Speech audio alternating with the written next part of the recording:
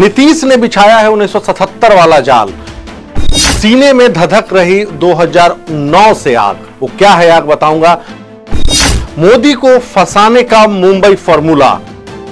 नीतीश के 1-to-1 फॉर्मूले पर लगेगी मुहर। इंडिया में सीट शेयरिंग का टोन हुआ सेट। चेहरा बनने की होड़ से काफी आगे निकले नीतीश। मोदी के खिलाफ 2009 से ही धधक रही है आग। बिहार की बाढ़ से जेडीयू तोड़ने की साजिश तक। नीतीश कुमार पे जख्मी सीने में बदले की आग। नमस्कार, नवभारत टाइम्स में आपका स्वागत है। आज हम चर्चा करेंगे नीतीश कुमार की। जैसा आपने देखा अपने स्क्रीन पर, 2009 से उनके सीने में मोदी के खिलाफ आग धधक रही है। वो एनडीए की रैली लुधियाना वाली, जब उनका हाथ पकड़कर मोदी ने उठाया था और उनको बहुत बुरा लगा, नागवार गुजरा। खैर, भारतीय जनता पार्टी पूरे जोर शोर से इंडिया का मुकाबला कर रही है, लेकिन ऐसा होता हुआ दिख नहीं रही है। उधर नीतीश की विश्वसनीयता दांव पर थी यू टर्न पॉलिटिक्स के कारण, लेकिन उसकी चर्चा मंद पड़ गई है।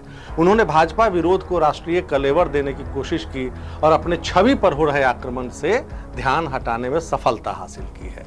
किसी को अंदाजा नहीं था कि नीतीश कुमार इस पहल से जो पटना में उन्होंने की, वो इंडिया के गठन तक पहुंचेगी। खैर, जब अप्रैल में वो ममता से मिले थे कोलकाता में, और टीएमसी ने पश्चिम बंगाल की पेचीदा राजनीति में कांग्रेस को साधते हुए भाजपा का विरोध करने पर सहमति जता दी, और उसी दिन लखनऊ में अखिलेश यादव से नीतीश मिले, तो इससे पहले और इसके बाद तो उनकी मुलाकातें कई हुई, केजरीवाल, स्टालिन, केसीआर। लेकिन ये दो स्टेट, पश्चिम बंगाल और उत्तर प्रदेश, वहां हुई मुलाकात महत्वपूर्ण थी। उसका फलसफा भी दिख रहा है। नीतीश कुमार के 1-to-1 फॉर्मूले का लिटमस टेस्ट इन्हीं दो राज्यों में है। यह फॉर्मूला है लोकसभा की अधिकतम सीटों पर भाजपा के खिलाफ इंडिया का कोई एक साझा उम्मीदवार खड़ा करना। यह कितना कठिन है, इसे ममता बनर्जी से समझिए आप। पहले जो राजी हुई हैं कि हां करेंगे, कैसे करेंगे, मुंबई सेट करेगा। वो कांग्रेस से लड़ती हैं और अलग होकर पश्चिम बंगाल की राजनीति में दबदबा कायम करती हैं। फिर मार्क्सवादी कम्युनिस्ट पार्टी की अगुवाई वाले लेफ्ट फ्रंट को हराकर टीएमसी को सत्ता पर काबिज कराती है, कुछ कुछ शरद पवार की तरह। लेकिन क्या शरद की तरह ममता भी कांग्रेस से हाथ मिलाएंगी? ये अभी एक सवाल है जब सीट शेयरिंग के मामले में। और क्या बिना हाथ मिलाए 1-to-1 कंटेस्ट का टोन सेट हो सकता है? ये मुंबई में सेट हो जाएगा, तय होगा। नीतीश के इस फॉर्मूले को जो है, इसका प्रयोगशाला कहां बना? यूपी का घोसी विधानसभा क्षेत्र। वहां क्या हुआ है? कांग्रेस ने सपा को सपोर्ट किया है। मायावती का स्टैंड क्लियर नहीं है, लेकिन मायावती ने उम्मीदवार नहीं उतारे हैं। रोचक यह है कि उपचुनाव नहीं लड़ने की परंपरा मायावती त्याग चुकी हैं।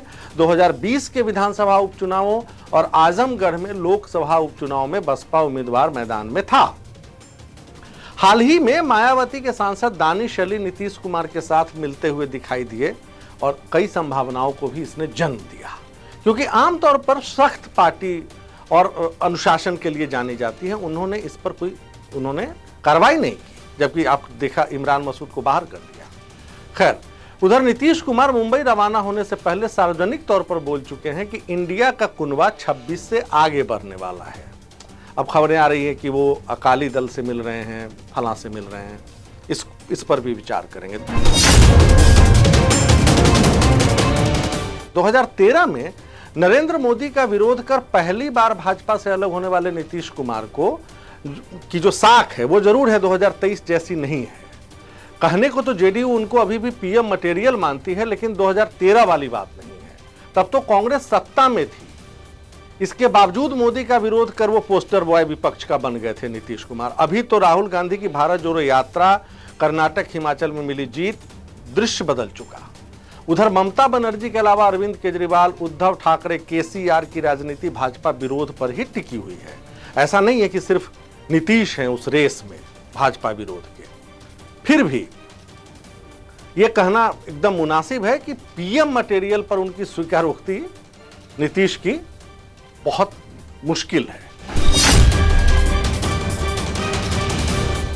शायद इसीलिए इंडिया के संयोजक बनने पर भी बयानबाजी तेज है।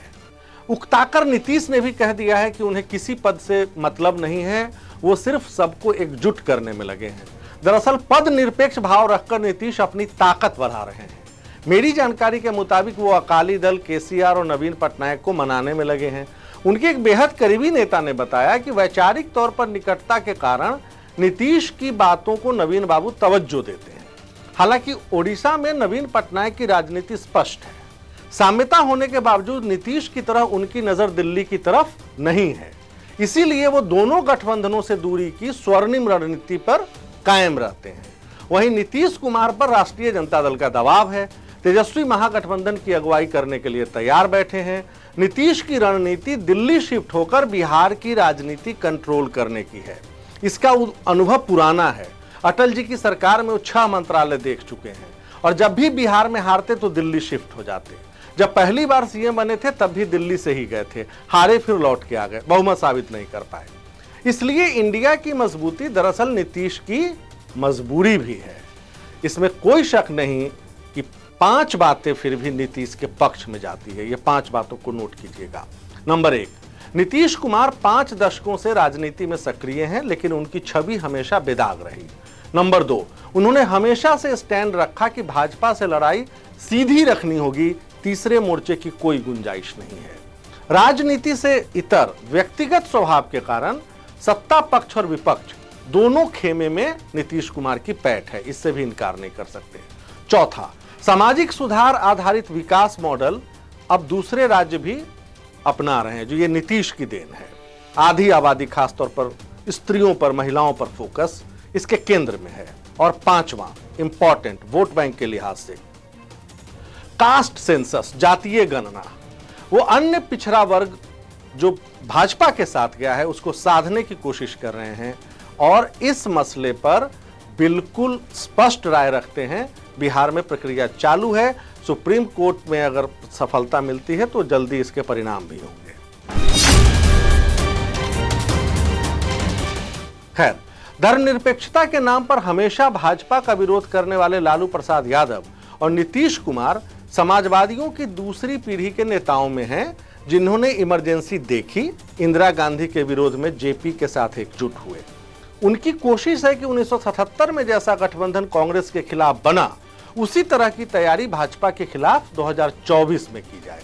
इंदिरा के खिलाफ गठबंधन एक था, लेकिन जनता पार्टी, भारतीय लोकदल, जनसंघ, स्वतंत्र पार्टी समेत सभी ने अपने अपने सिंबल पर ही चुनाव लड़ा। यह फैसला रणनीति के तहत किया गया था, क्योंकि तब ऐसी संचार क्रांति नहीं थी।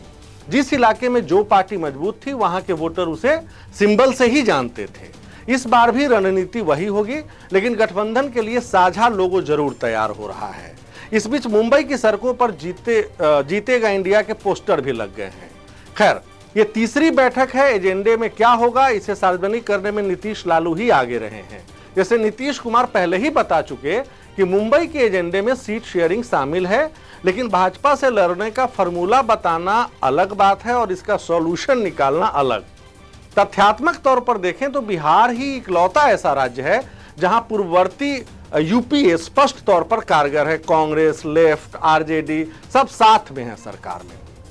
और जैसा पहले ही बताया गया है, इसे केरल, पश्चिम बंगाल, उत्तर प्रदेश और पंजाब में दोहराना बड़ी चुनौती है। इसलिए मुंबई में ये एजेंडा इंडिया के भविष्य के लिए भी निर्णायक साबित होने वाला है। आज के लिए इतना ही। फिर से मिलेंगे हम शुक्रवार को, तब तक के लिए नमस्कार।